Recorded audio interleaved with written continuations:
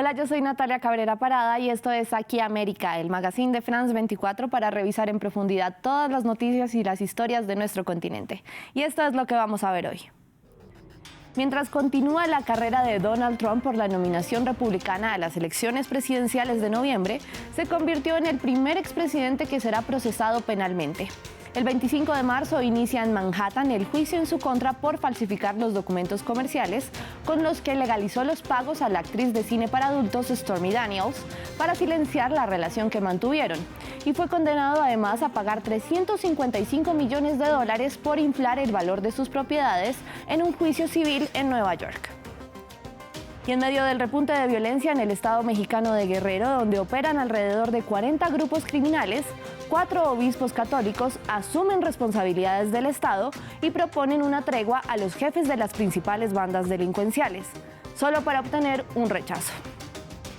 Y el gobierno venezolano expulsó a los empleados de la oficina del Alto Comisionado de la ONU para los Derechos Humanos de Caracas, luego de que la agencia se pronunciara sobre la detención del activista Rocío San Miguel y de que tras una visita al país, un funcionario de Naciones Unidas revelara las cifras de pobreza. Y empezamos hablando del camino a la Casa Blanca. Esta semana, el presidente ruso Vladimir Putin entró en la campaña electoral estadounidense. Al ser cuestionado en una entrevista sobre qué candidato es mejor para Rusia en las elecciones presidenciales estadounidenses de noviembre, en las que previsiblemente se enfrentarán el demócrata Joe Biden y el republicano Donald Trump, por primera vez dio un nombre: Biden. Escuchemos. ¿Quién es mejor para nosotros, Biden o Trump? Biden tiene más experiencia, es más predecible, es un político de vieja escuela, pero trabajaremos con cualquier líder de Estados Unidos en el que los estadounidenses confíen. No obstante, el presidente ruso reconoció que la última vez que habló con Biden fue antes de comenzar la guerra en Ucrania. Por su parte, Trump dijo sentirse halagado.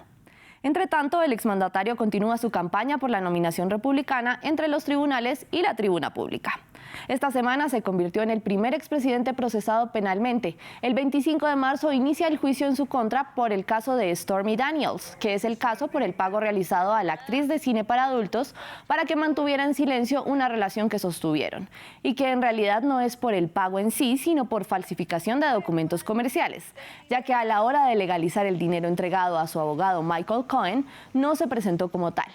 Esto dijo al respecto el precandidato republicano. Todo está amañado, es un estado amañado, es una ciudad amañada, es una pena. Dicen que no hay delito, esto no es un crimen, pero afuera, justo afuera del tribunal, de ese tribunal, están asesinando a gente. Entonces es una situación muy injusta. Quieren mantenerme ocupado para que no haga tanta campaña, pero quizá no tengamos que hacer tanta campaña porque el otro bando es incompetente. Y esta misma semana Trump sufrió otro revés. Fue condenado a pagar $354,9 millones por inflar el valor de sus propiedades para conseguir préstamos favorables en un juicio civil en Nueva York. El fallo destruye su reputación como empresario exitoso y le prohíbe además a él y a sus hijos ocupar cargos en empresas de ese estado durante al menos 2 años. En redes sociales, el expresidente afirmó que vale mucho más que sus estados financieros. Lo cierto es que las finanzas del magnate están cada vez más apretadas en plena campaña, pues este año Trump fue condenado además a pagar $82 millones por difamar a la escritora E. Jean Carroll. Hablemos ahora de otro país que tiene elecciones presidenciales este año, México, y para ello revisemos la imagen de la semana. Las 2 candidatas fueron recibidas por el Papa Francisco en el Vaticano, aunque en días diferentes. La aspirante del oficialismo Claudia Sheinbaum compartió la foto a través de la red social X y su rival Xóchitl Gálvez hizo lo mismo. Según el último censo realizado en 2020, alrededor del 77% de la población mexicana es católica. Justamente 4 obispos del estado de Guerrero intentaron negociar una tregua con el crimen organizado, con el fin de disminuir la violencia. Tregua que los criminales rechazaron. Les contamos más en el siguiente informe. Una plegaria por el fin de la violencia. El obispo de Chilpancingo, Chilapa, José de Jesús González, y otros 3 religiosos del estado de Guerrero plantearon una tregua a los jefes de las bandas criminales que operan allí y que han arreciado sus acciones en las últimas semanas. Los 4 religiosos se reunieron por separado con los delincuentes, pero la propuesta fue rechazada. Según dijo el sacerdote, el deseo por el dinero es más fuerte que sus creencias. En muchos lugares de Guerrero y de la República hay violencia, sigue habiendo extorsión, sigue habiendo muertes. Y eso yo creo que no lo quiere Dios, ni el pueblo de México, ni ninguna persona. Según la Constitución, México es un país laico, por lo que está en manos del gobierno estatal y federal garantizar la seguridad. El presidente Andrés Manuel López Obrador reiteró su respaldo a los obispos. Lo veo muy bien. Creo que todos tenemos que contribuir a conseguir la paz. Desde luego, la responsabilidad de garantizar la paz y la tranquilidad es del Estado. Eso debe de quedar muy claro. Guerrero es epicentro de cultivos de marihuana y de amapola y recientemente de coca, la materia prima de la cocaína. Por su ubicación, es un punto clave para el tráfico de drogas hacia Estados Unidos, al recibirlas desde Sudamérica por el puerto de Acapulco y al ser un punto de envío hacia el norte. Desde comienzos de 2024, municipios del estado de Guerrero como Taxco de Alarcón y Chilpancingo han sufrido una ola de asesinatos, dirigidos principalmente a conductores de servicio público. De acuerdo con la organización International Crisis Group, en el estado de Guerrero operan unas 40 células criminales que se disputan extorsiones por el uso de las rutas. Vamos a Venezuela, donde el gobierno de Nicolás Maduro suspendió las operaciones de la Agencia de la ONU para los Derechos Humanos en su territorio, luego de que ésta se solidarizara con la activista Rocío San Miguel, sin mencionar directamente al Estado, luego de que ella fuera detenida y su paradero fuera desconocido durante varios días. Pero además la decisión llegó un día después de que el relator especial de la ONU sobre el derecho a la alimentación, Michael Fakhry, dijera tras una visita al país que, de acuerdo con sus observaciones, alrededor de 8 de cada 10 venezolanos viven en la pobreza, es decir, el 82% de la población, y más de la mitad en pobreza extrema, es decir, el 53%. Previamente, en France 24 hablamos con Ali Daniels, codirector de la ONG Acceso a la Justicia. Nos explicó qué implica esta decisión para los derechos humanos en Venezuela. Bueno, esto es algo terrible, es una noticia que para nosotros es trágica, porque estando la oficina del Alto Comisionado aquí en Caracas, las víctimas de violaciones de derechos humanos tenían un único sitio para acudir y hacer sus denuncias y al menos ser escuchadas. Porque lamentablemente los poderes públicos que tienen como misión proteger los derechos ciudadanos no lo hacen, ni la Defensoría del Pueblo ni el Ministerio Público. De modo que la salida de estos 13 funcionarios es una doble afectación, porque deja de tener los venezolanos un sitio donde denunciar estas violaciones y por otro lado, las víctimas que ya han hecho su denuncia y sus casos estaban siendo procesados, ahora van a ver cómo esos esfuerzos se han perdido. Y seguimos hablando de Venezuela, porque en medio de la crisis que atraviesa hay iniciativas que han logrado subsistir y encontrar una forma creativa de llevar la educación a los más necesitados.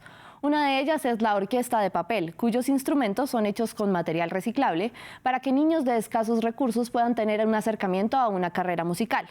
Nuestra corresponsal en Caracas, Daniela Zambrano, nos tiene la historia. Martes antes de almorzar, una niñita fue a visitar. Rosana ayuda a su nieta Victoria a construir un violín a base de cartón, papel, pega y nylon. Será un instrumento particular que le permitirá a la niña formar parte de una orquesta típica. Que aquí todo está muy costoso, pues. Y no nos alcanza para comprar un instrumento.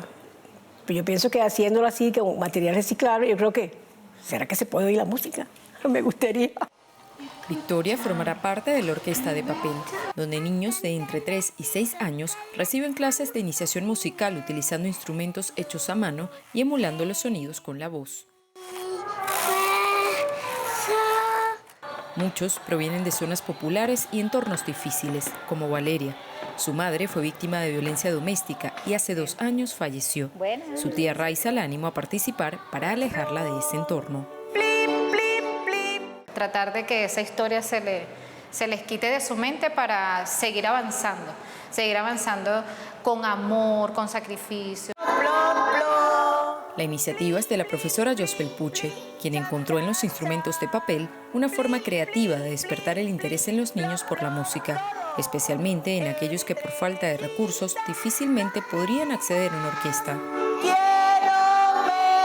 Ahora su modelo es replicado en al menos 6 países de América y Europa. Nos han contactado muchísimo para replicar el programa y formar a los profesores en otros países para ellos desarrollar el proyecto. En países como Puerto Rico, Panamá, Suecia, en Estados Unidos. Victoria ya casi tiene listo su violín y pronto iniciará clases en el núcleo Carrizal, a unos 28 kilómetros de la capital. Al igual que sus amigos, Aurora y Esteban tendrá más adelante la oportunidad de acceder a un instrumento de verdad para continuar su carrera musical en la Orquesta Sinfónica del país.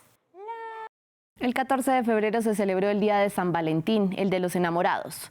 Una fecha que algunos asocian a la cultura estadounidense, pero que se celebra en varios lugares del mundo y de América. En Perú, la policía aprovechó la conmemoración y realizó una inusual redada, que terminó con éxito. Veamos. Es el Día de San Valentín en Lima.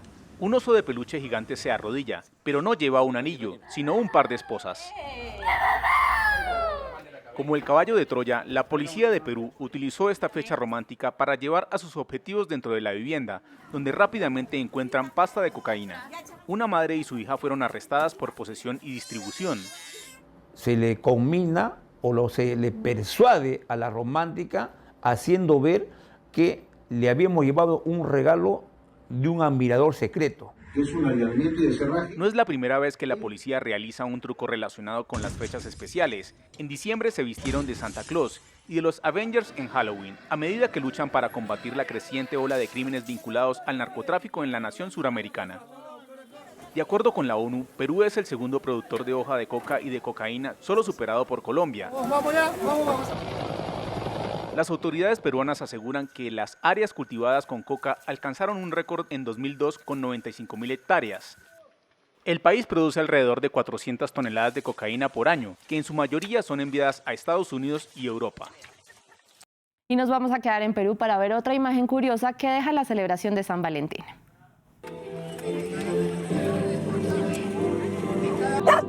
Señor Franco, por favor. Al ritmo de la marcha nupcial, Coco y Dolly caminaron hacia el altar para unir sus vidas en una ceremonia de boda única en Lima, la capital. No fueron los únicos, varias parejas de perros vestidos de novios se unieron en la ceremonia simbólica en la que estamparon sus huellas en el certificado. Gracias por acompañarme en esta emisión de Aquí América, sigan en sintonía.